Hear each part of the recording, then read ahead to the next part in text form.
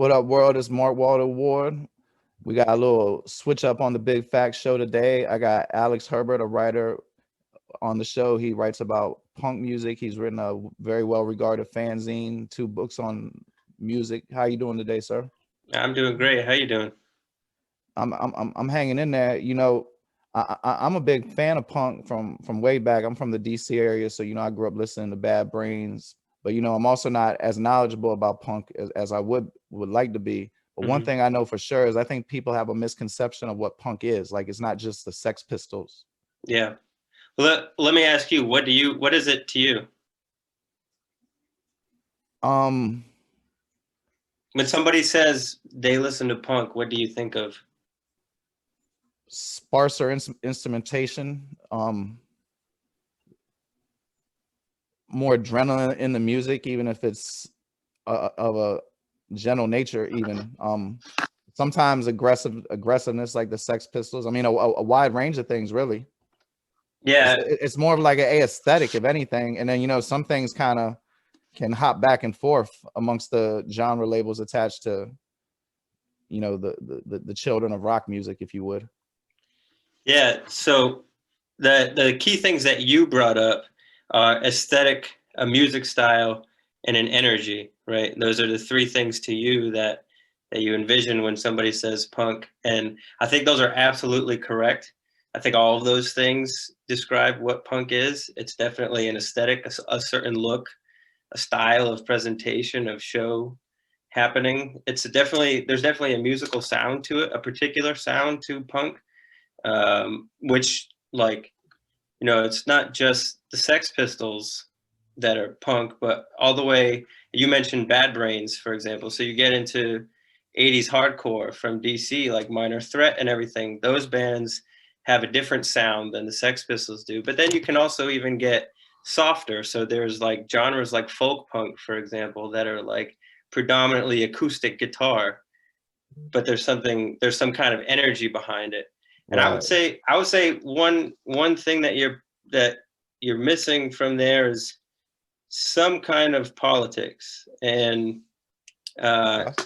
and I want to like define that broadly, because even though I identify as a leftist myself, there's no doubt that there exists right-wing punk rock. Yeah. Just like the real oxymoron is that there's right-wing hip hop, right? Yeah. Those things exist. They don't really make much sense, but so punk rock is also very politically driven in a broad sense. Yeah. I mean that's true. I mean, I guess in some people's eyes, I guess it can unfairly be attached to white racist movements. I guess if they're only aware of certain kinds of punk. Yeah, I mean, so what's interesting, what I thought about when you asked me to do this with you, is that I mean, you don't know much about punk. I don't know much about the history of hip hop and rap, other than books that I've read. You know what I mean? Like, I'm not into the music as much as you are of hip hop and rap, but I do know that we tend to think of the roots of both hip hop and punk rock as coming from the same place, right? That's like roots reggae. Um, well, roots reggae is sort of the origin of both of those genres, whereas hip hop branched off into DJing, mixing, and stuff like that, and punk rock branched off into kind of something else. But Man, that's an excellent point. if you listen to the Clash's early stuff, there's a lot of reggae influence in there, and there's a reason for that. And um, part of the reason is these genres of music, subcultures or countercultures, are where, for at least for a while, race and class kind of intersected for a bit, right? So you think of like the Sex Pistols, or mostly the Sex Pistols, or some of the other early British punk bands. They come from very working class backgrounds. Yes, they're white, predominantly white, but they're poor, right? And that's why they can't really play music, right? And if you think of uh, where Trojan reggae comes from, uh, that is also poorer, working class Jamaican street music, right? And so you sort of got the intersection of class and race for a moment that that bred these countercultures that then blossomed into their own musical affiliations. You know, that's funny that you know, when I was thinking about the comparisons, I was thinking of how at one time, you know, both of these are relatively newer genres, but they were considered counterculture. But that was which was once forbidden is now mainstream. Like I find it geeks me out. Like all my kids have watched Disney and Nickelodeon at some point, and all those shows are out there saying stuff like dope, fresh, you know, stuff like in the 80s. If you talk like that, people would, and you know, they got purple mohawks. I mean, you know what I mean? And it was Yeah. like all the stuff that we were told was bad and was counterculture and was against society. If we look like this, or I mean, I know you got tattoos, you know, you never get a good job or you never be successful. And now that's like all you see. And sometimes I find it surreal, like especially seeing it through the lens of like what my children consume. I think, yeah, I mean, I definitely see that too. The sort of normalization of like the culture that we grew up in that was very much counter, and like punk and hip hop have sort of, again, in this lens, gone a different way. And I think it's also related to class and race, right? Because Black Americans, for example, who are born into poverty, more or less, the majority of them, or born socioeconomically disadvantaged, the sort of the the aspiration is to break out of that pattern, right? To try to Right. get out of that as much as you can. And rap and hip hop and R&B, they offer this sort of platform of being able to do it, of somehow being able to break out of that platform. Whereas for punk, for some reason, uh, you have bands that have like made it big and they've gotten rich off punk music, like the Sex Pistols, or more modernly like Blink-182 or something like that. But the majority of like the punk scene would label those bands as posers, as sellouts, right? Because Right. they made it big. So there's this weird contradiction between these two countercultures, where like one of them, the goal is recognition and success, Right. almost as a form of reparations, right? Like, we deserve this, right? We deserve the recognition. And the other one, the goal is like, we don't want to be recognized. We just want to do what we do, and that's it. So there's this weird kind of tension between them. Yeah, I mean, it definitely seems. Do you think who's some punk bands do you think would get unfairly labeled as posers who are still making quality music? Um, Like that's a good. Green Day is kind of divisive, right? I mean, see, I it's hard.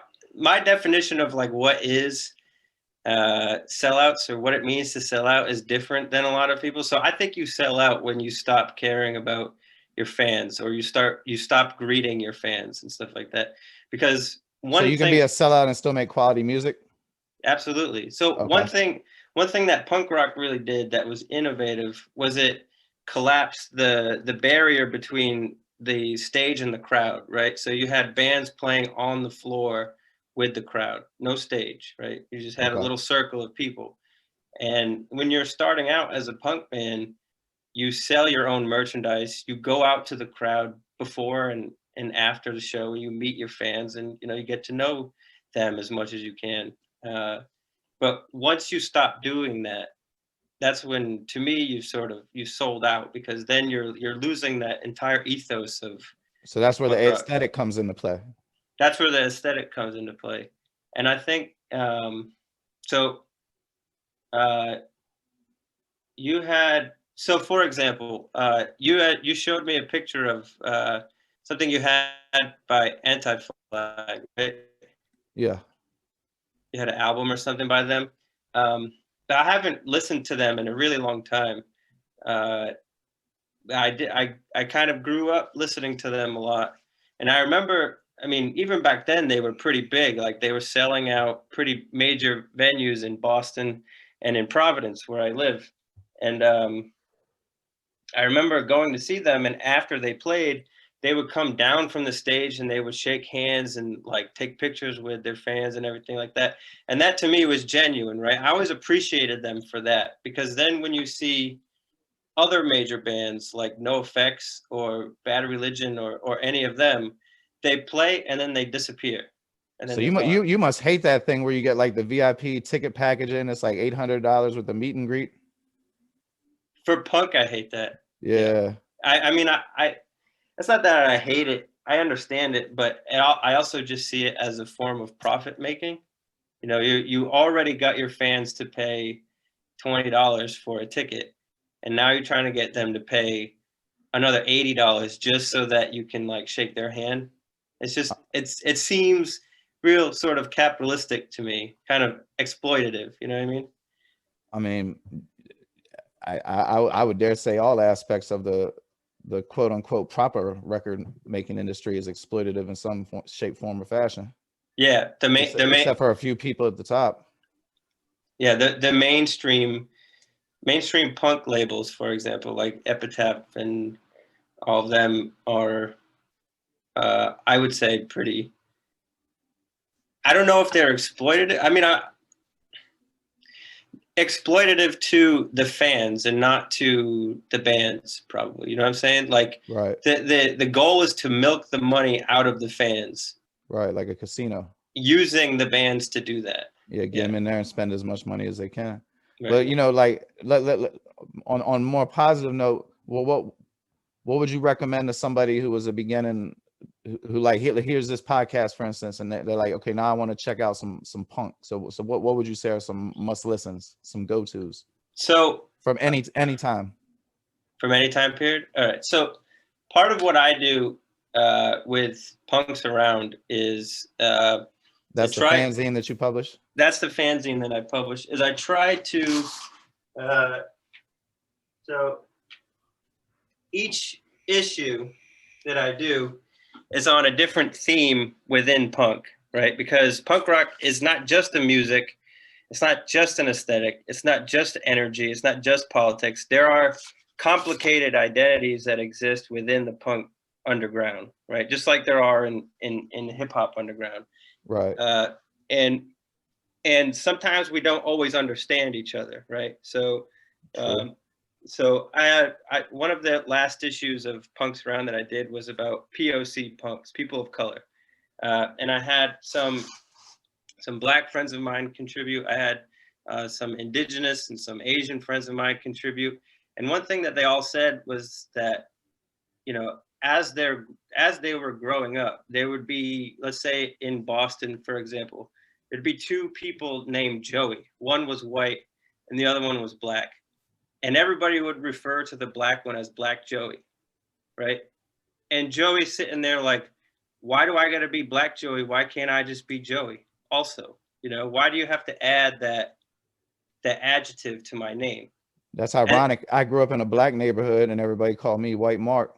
Like I just did a podcast on Sunday with somebody from my neighborhood, and we're gonna start a little series I grew up playing basketball with, and he immediately referred to me as White Boy Mark. You know, I ain't talked to him in like 20 years, but yeah, that's ironic. I can relate.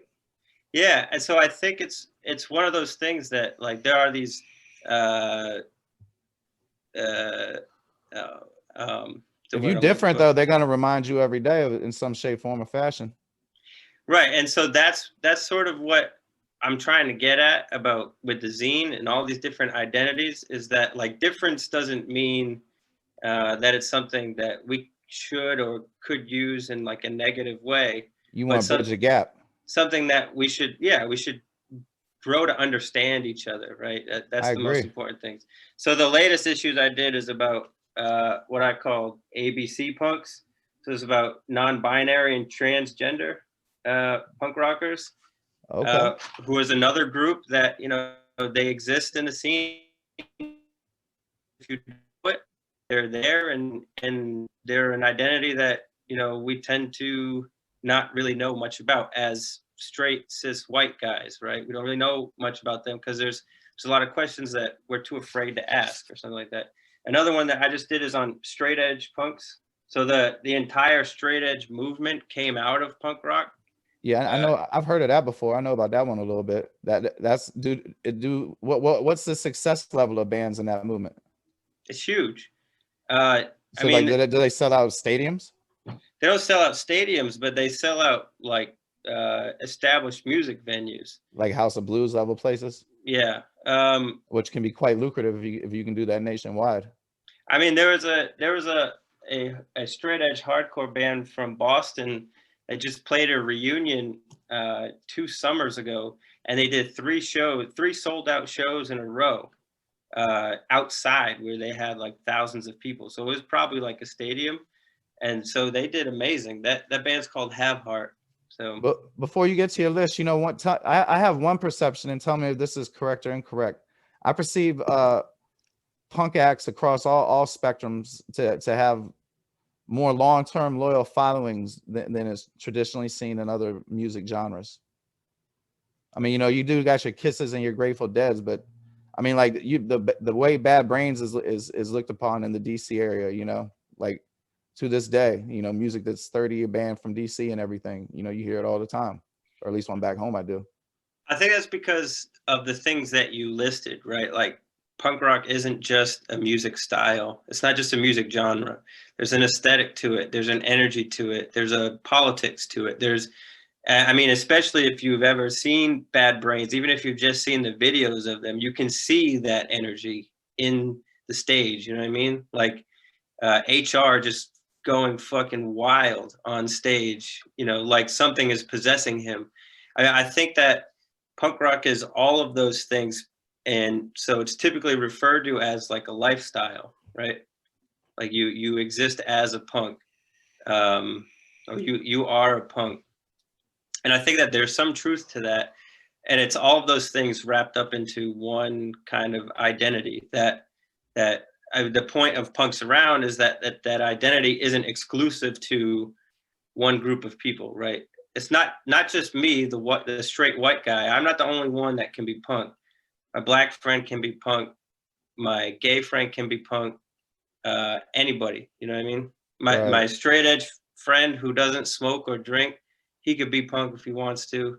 We all sort of have to understand each other more. And I think that like even beyond punk, that sort of way of understanding each other, empathizing with each other has to happen across music genres too, right? Which is why I was excited that you asked me to do this, because I think that like the hip hop crowd has to also understand the punk crowd and vice versa.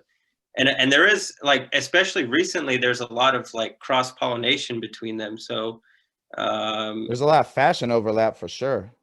There's a lot of fashion overlap, but there's also like if you think of a band like the Beastie Boys, for example, the Beastie Boys started as a hardcore punk band, right? But they weren't all that successful, so they moved on to hip hop, and they nailed it. You know, they did pretty good as a hip hop act. But that exists today, even on like a much bigger scale. Those kind of like blendings of genres.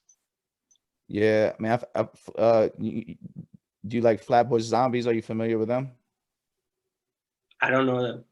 They're a group from Brooklyn. I don't know if they'd be considered punk, but they might be more rap. But I don't know. You should check them out. They But even think of like Machine Gun Kelly just recently played Tommy Lee in that Motley Crue movie. Netflix, like I consider Motley Crue to be a punk band, even though they're like hair metal or whatever. I love Motley Crue, but like I do too. You have to have respect for Motley Crue in order to play that role, right? And so even if you don't like Machine Gun Kelly, you still know that like he's there. You know, he knows the roots of it. So there's something cool about that. Do you like Guns N' Roses and Metallica?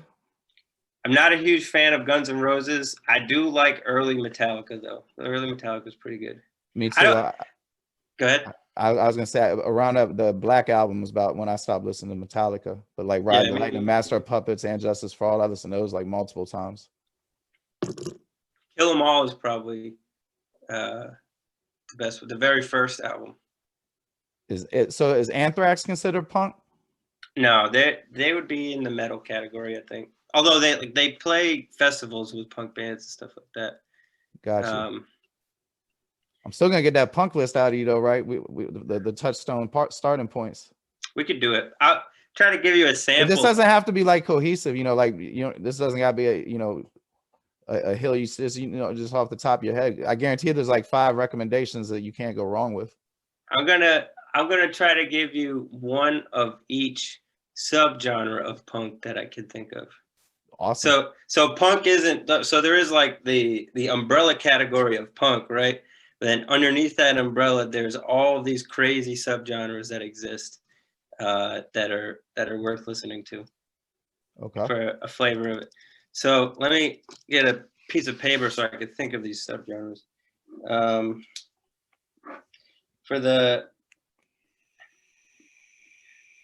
So straight edge hardcore exists as its own thing. It's a different genre. It's hardcore music that sings about straight edge themes, like not smoking, not drinking, all that stuff. So I would recommend for that Youth of Today, or Uniform Choice is one of the older bands of that genre. Uniform Choice or Youth of Today. Does straight edge include monogamy? I don't know. I think like originally when Minor Threat, who's the band that like first articulated the straight edge position, they're from DC. When they first articulated that straight edge position, there was an idea about no promiscuous sex, right? Like they didn't believe in just fucking around with people.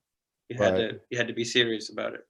But I don't think that exists anymore. I think everybody's over that. Got you. I think nobody cares about that anymore. I think in Minor Threat days, they was, not as knowledgeable about AIDS and stuff too. Like people were scared to fuck, That's true too. Yeah, and I think that's part of it too. That like, I guarantee they have friends that died of AIDS.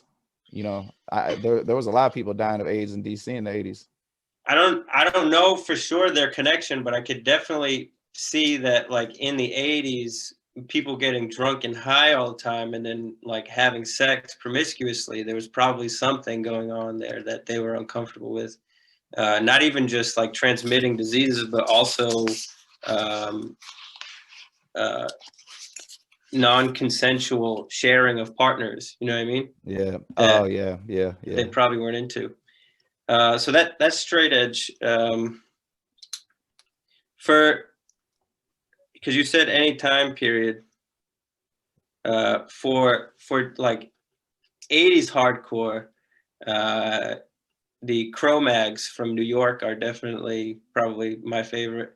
The vocalist for the Cro-Mags, he's like this Hare Krishna straight edge guy, John Joseph. He kind of sucks nowadays, but like back then he was cool and the music is really good. So if you listen to the first album, Age of Quarrel by Cro-Mags, there's a lot of energy in that album. There's a lot of anger and energy. It's like the creation of that like tough guy hardcore aesthetic, because like you said, some punk can be violent and hardcore. So that's like Henry Rollins. Yeah, well, yeah. So Henry Rollins from Black Flag in Black Flag is kind of like the music of Black Flag, I would say, is less aggressive than the Cro-Mags. But if you watch if you watch videos of Henry Rollins, then you can see that like live he was pretty aggressive back then. Yeah. But the music of Cro-Mags, Age of Quarrel, I think is like it's good. I've heard that name before. I'm definitely gonna listen to that one. I'm drinking gin and soda. Hey. Ain't nothing wrong with that. Out of a jar too. I know.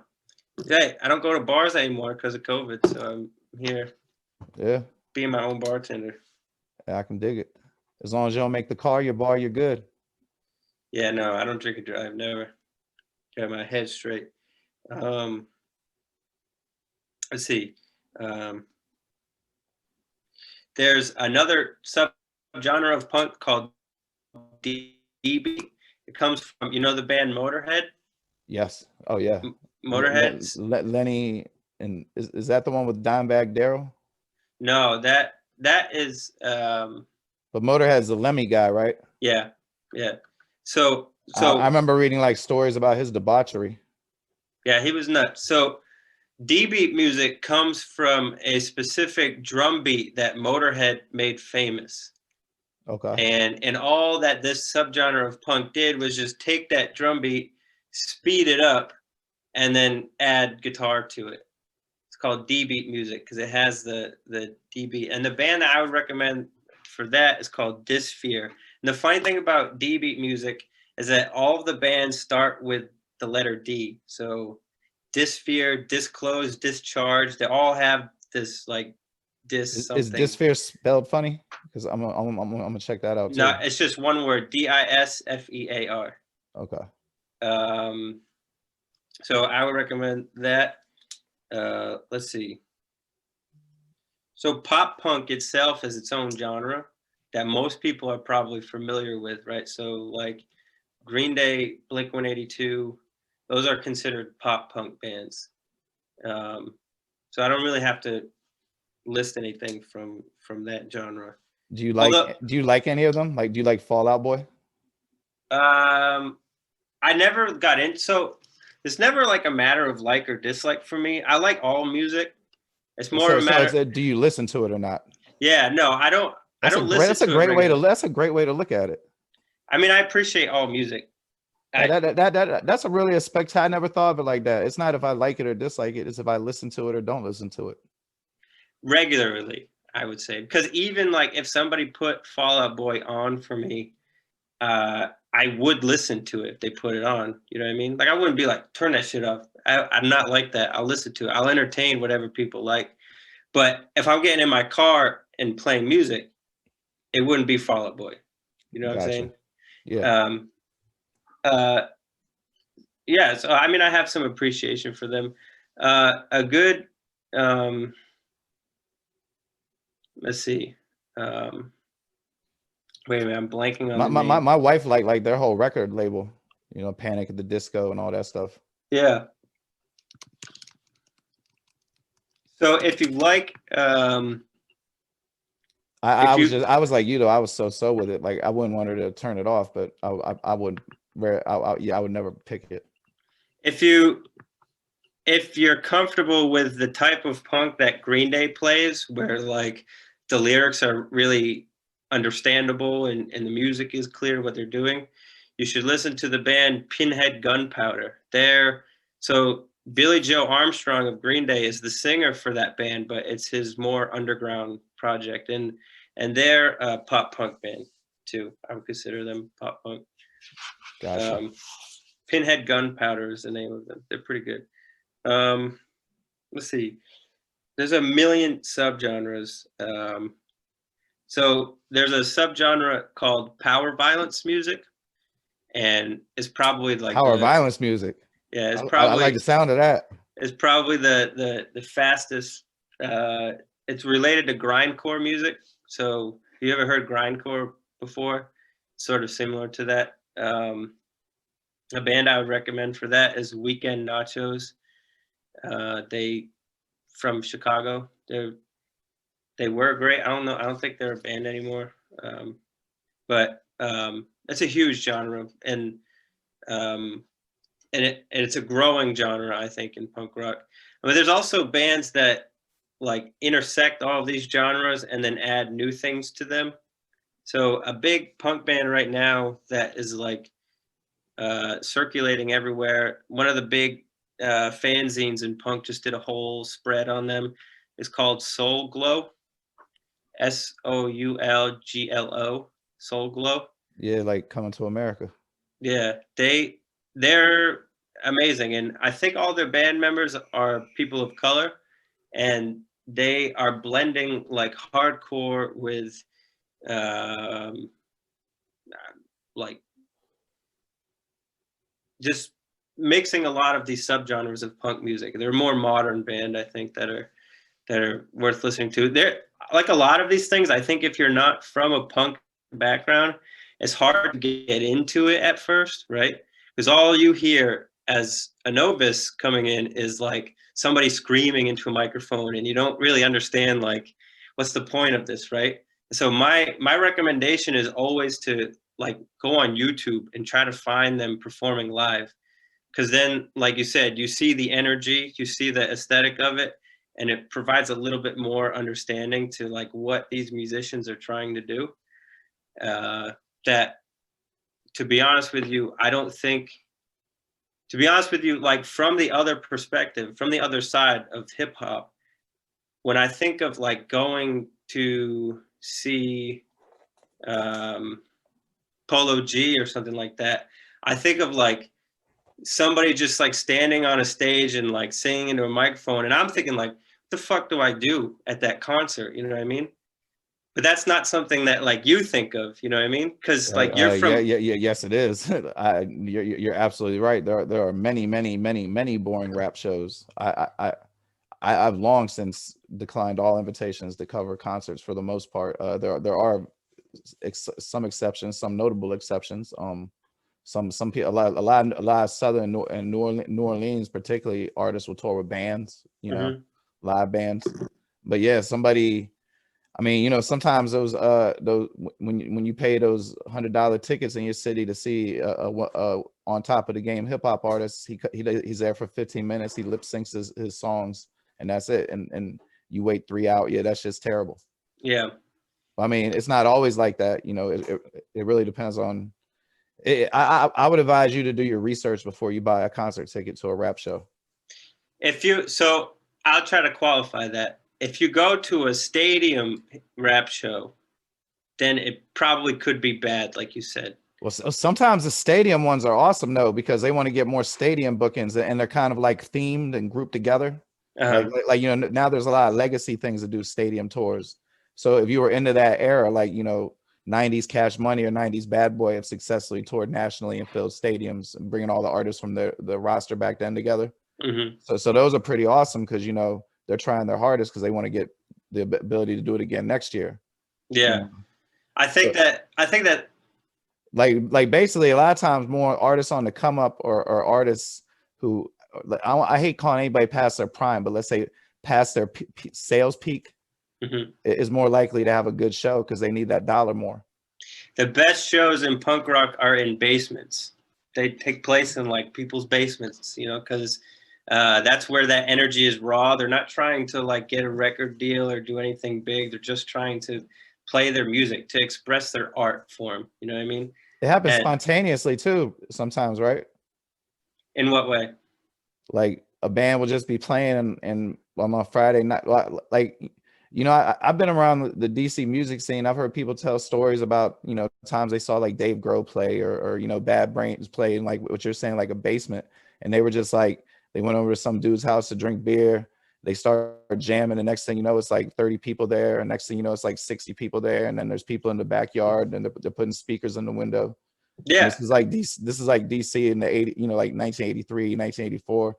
People tell stories of that lovingly, But hip hop sort of has that same history because back in New York you had DJs, you had b-boys, and then you had MCs. Yeah, they're plugging into the light poles outside. Yeah, for sure. Right. So that also kind of was created spontaneously. I think that like the common thing between the two genres is energy, just like kind of coming from different places but meeting at the same place. It's like you said about lack of money, that I think that produces innovation too. So right, despite your socioeconomic status racially, economically, what you're able to provide for yourself, if you're coming from a certain level, you have a certain level of tools, and the fact that people had to make do with less than like you said, the people who have signed, they have label deals, they have a lot better amps, I think. But they're not playing legendary concerts in the basement anymore either. Yeah. I think most people, if not like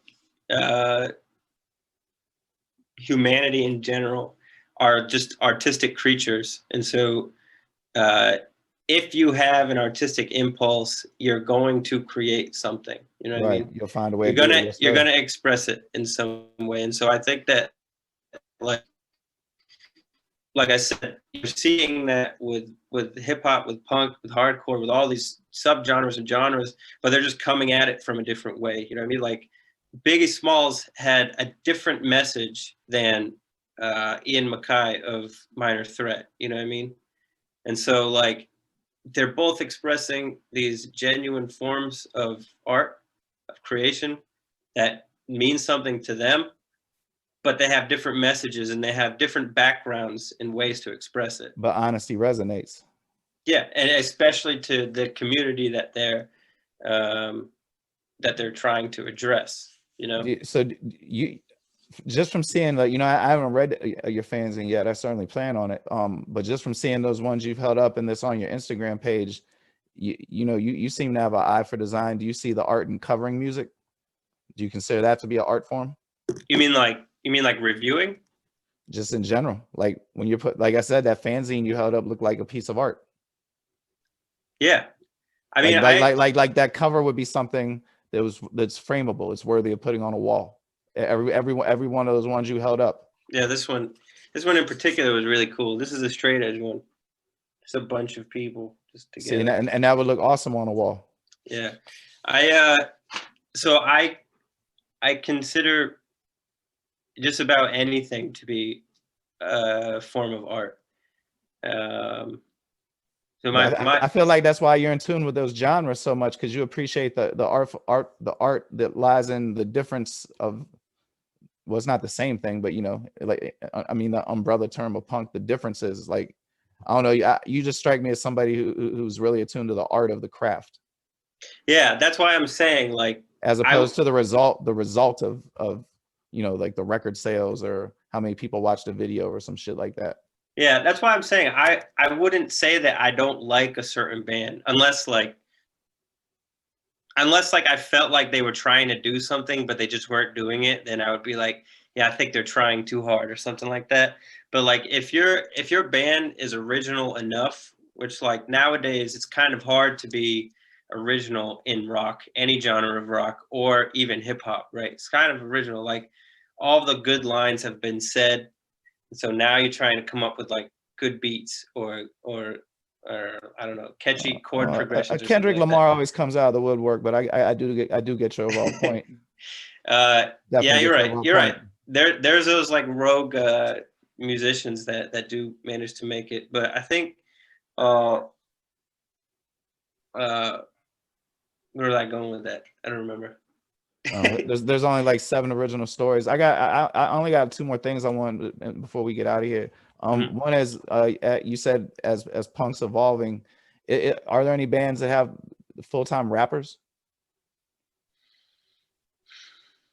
To your knowledge, I mean, obviously you can't know. Yeah. So there was this band out of Providence, Rhode Island, where I live right now, called POW, and their frontman who sadly died, but he had his own hip hop project, and he also had this hardcore band. So he's an example of somebody that crossed the divide. Let me see if I can bring that up real quick. But yeah, I mean, because like in DC, have you ever heard of go-go bands? Yeah. Well, like go-go bands started having a rapper. Like, I don't know if you watched The Wire, but Slim Charles from The Wire is like one of the probably the most legendary go-go singer, either him or Chuck Brown, and he was more of a rapper in his go-go band. That's where supposedly the Bad Brains got their influence from too. Well, yeah, you know what poor kids in DC used to do? They used to take them white plastic construction buckets and stand outside in front of the metro stations. Like my where I grew up at, people was doing this. I have friends who did this, and they go out there and turn them upside down with drumsticks and play on them. It might be like 5 people with like 10 buckets, and it'd be going hard. Like a lot of the go-go bands that end up getting recorded and booked for shows, that's how they started, like literally beating on overturned white construction plastic buckets in front of metro stations, busking. Yeah. And some of it is ridiculously good too. And then as time came on, every time you saw that, there'd be somebody rapping to it. Yeah, that's like a spontaneous creation of. I think that like that's the most genuine art form, right? Is spontaneous, because then like the expression of the artist, but then also the feeling of the listeners can't be recreated ever again. Yeah, that's what I was gonna say. There will be like those unique moments, that you won't encounter elsewhere. To me, there was a speakeasy in DC where there was never a scheduled music performance, but there was a room full of instruments, and sometimes I don't even know who the fuck these people were, but sometimes you just hear the most spectacular shit, and like this is like a place where you had to know a little password to get in, like some eyes wide shut shit without no orgy, and there would be like $30 you could drink all night. But sometimes you go up in that room and there'd be like some guy on the saxophone that was like Clarence Clemens or something. Goddamn it, you know what I mean? Yeah, it sometimes does happen like that too. That it's the people you least expect who come out with some of the most crazy stuff. Yeah, for sure. You know, I mean, like the classic producer example of that, I guess, is Dr. Dre, right? That like before he was Dr. Dre, when it was just NWA, like he wasn't really that big in the group, right? Like the major rappers of that group were Eazy-E, in my opinion, Eazy-E and Ice Cube. Right. And then Ice Cube wrote all their lyrics. And then like when they broke up, Dr. Dre just came out with all these like massively well-produced albums, you know what I mean? Not just him, like Snoop Dogg and everything. And it was like it was like Dr. Dre's calling wasn't rapping the entire time. It was fucking producing, you know? Right. And that's his artistic expression. Sort of a corny example that I'm sure all your listeners know already, but I mean, that's the best example. I don't know. Hopefully I'm trying to reach a listener that's too young to know who the fuck Dr. Dre is. That part. But that's true too. I want to get you out of here with this. When I was looking through your Instagram feed, I noticed you wrote something that was interesting about providing a publishing platform for, I get you freelancers, I guess would be the best way to put it, but independent journalists. And can you talk about that? Is that so? The name of my fanzine is called Punks Around, but I don't just publish punk like things written by punks, you know, like anybody can submit to it, really. I'm open to anybody because like I said, I think that these like categories are really fluid. They like I can consider somebody from the underground hip hop scene to be punk if I want to, you know what I mean? But like the zine has a lifespan, in my opinion, because you have to recognize when something good has to come to an end before it gets too stale or too old or too tired. You know what I mean? So right. It's got to stop at some point because I don't want the content to be sacrificed because I'm selfish and want to keep doing it. You know what I mean? I want the content to stay fresh the whole time. And so my idea is to transition it from a zine to a publishing house where I can publish up and coming writers or people who like I think just have good ideas or good material that they want to get out. Because like as you know, part of the ethos of a DIY scene itself, whether it's the rap DIY scene or the punk DIY scene, is that there's this idea that a lot of those people on the top, those big publishing houses, are out of our reach, right? Right. We're born socioeconomically disenfranchised, and so like we don't have any hope of getting up there. You know what I mean? So if we create it from the bottom up, then maybe we can have something valuable. You know? I totally agree. I'm with you all the way. So I'm trying to get Punks Around to transition to that kind of thing. And where's the main place you want people to consume this at? Your website, Instagram, your Facebook page? So I had a big cartel for Punks Around, but I didn't like it because, you know, people just go on the website and they order and then that's it. So I got rid of it. And now I just tell people to hit me up on Instagram because then I can like talk to you as the customer. You know what I mean? Like I want to know who's buying my stuff and I want them to know me too, you know? So there's that punk ethos. Yeah, rather than like some impersonal form of monetary exchange, I want it to be like, hey, thank you so much for supporting what I'm doing. So yeah, you can find me on Instagram it's just at Punks Around, one word. Find me there. Man, that's super dope, brother. I love the energy you're putting out into the universe, and I think that's a good place to end it. Thank you so much. Thanks for having me on. It's great. Oh, no doubt. Thank you for your time. And yeah, no problem. You have a good night. Yeah, you too.